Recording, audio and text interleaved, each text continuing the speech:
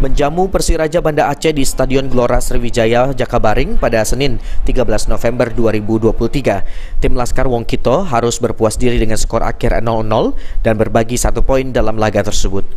Meski beberapa peluang emas didapat Sriwijaya FC seperti pada babak pertama menit 15 melalui heading Belfort dan di menit 25 melalui tendangan Chenko, akan tetapi hal tersebut belum bisa menjebol pertahanan tim lawan.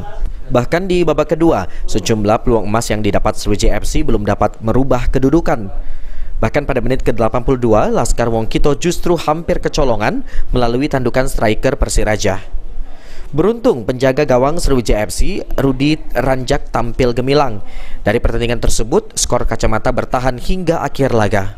Pelatih Sriwijaya FC, Muhammad Yusuf Prasetyo atau akrab disapa Coach Yoyo, meminta maaf kepada supporter dan dirinya menyerahkan keputusan kepada manajemen atas hasil imbang yang diperoleh tim Sriwijaya FC menghadapi Persiraja Banda Aceh. Para supporter ya. Supporter di luar banyak. Saya tahu ekspektasi mereka begitu besar, itu normal.